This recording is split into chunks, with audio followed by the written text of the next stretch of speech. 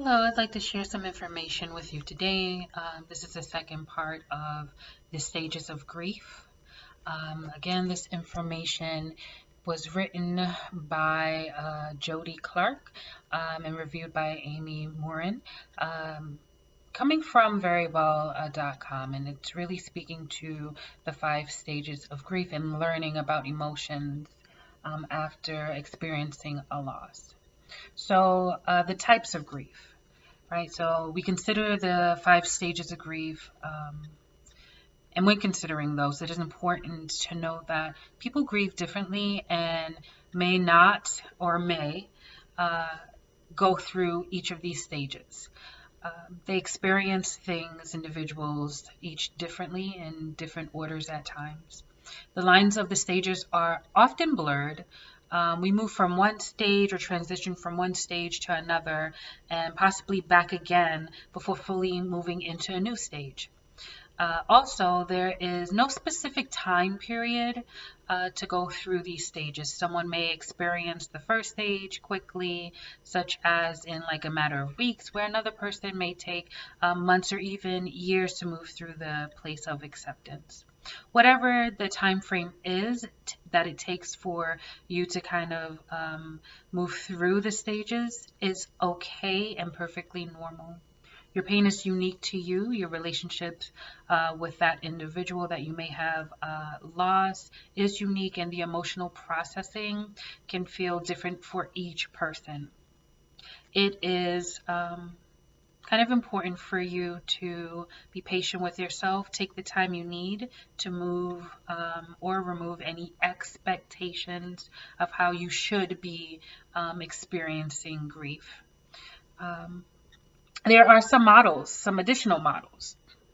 So each model of theory works to explain patterns of grief that can be perceived and or processed. Researchers on grief and bereavement hope that the models provide understanding to those learning or hurting, experiencing the loss of a loved one. So the attachment theory of grief. A person can experience shock, numbness, yearning, or searching, disorganization, reorganization, and recovery. It can be difficult to know what to say or to do with someone, or even kind of with yourself that has experienced loss. We do our best to comfort, one another, and sometimes our best efforts can feel kind of unhelpful. So, 2 main tips for assisting, supporting yourself, others during the grieving process.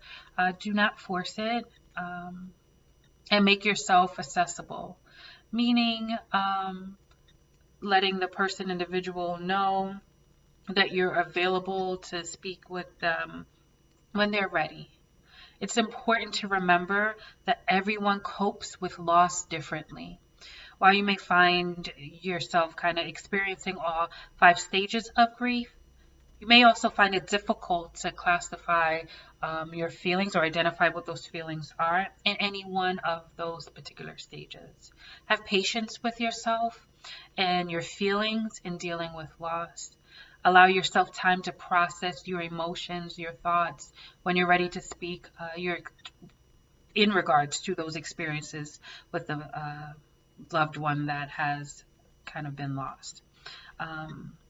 It's also important to seek the support of a healthcare professional, a mental health professional, a trusted support network to kind of help foster positivity as well as processing the thoughts and emotions.